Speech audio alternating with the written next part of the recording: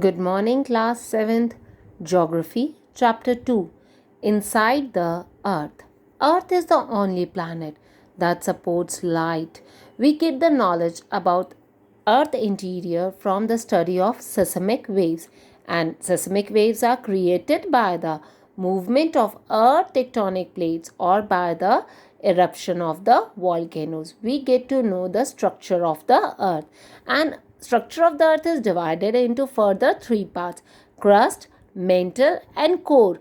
Crust is the outermost and thinnest most layer, and where we live, and its thickness greater below continents than under the ocean floor.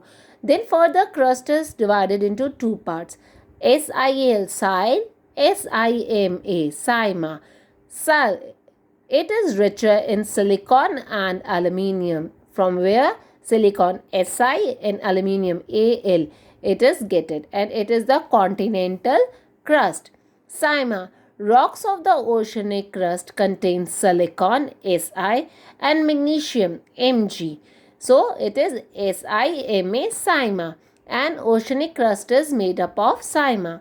Then mantle lies below the crust, and its average thickness is 2900 kilometer. It is made up of dense and heavy rocks comprising iron and magnesium.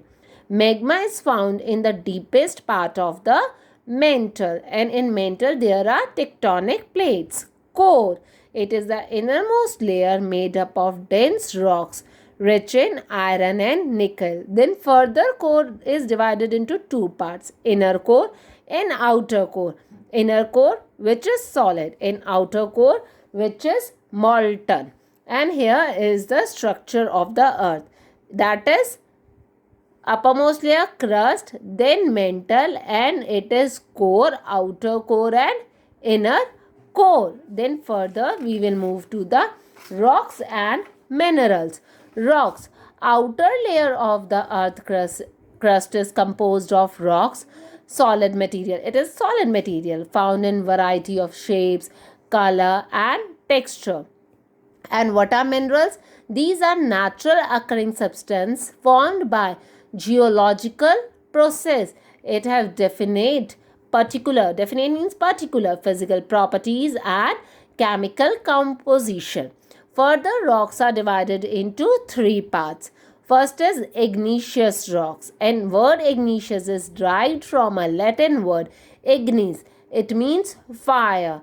They are formed when molten magma cools and solidifies, depending on where cooling takes place. So igneous rocks are formed, and these are of two types: extrusive volcano or intrusive rocks. Extrusive, they are usually come to surface during a volcano eruption. The cooling of magma take place rapidly. It takes really very fast, leading to the formation of small crystals. For example, basalt. And intrusive, it is below the surface of the earth. Magma cools slowly, leading to the formation of large crystals. For example, granite. Then sedimentary rocks. And sedimentary rock word is derived from again a Latin word sediments, which means settling. When sediments means smaller pieces of rocks or fine rock particles are carried by the agents of nature and deposits in ocean or seas. They are hardened and compacted in layers.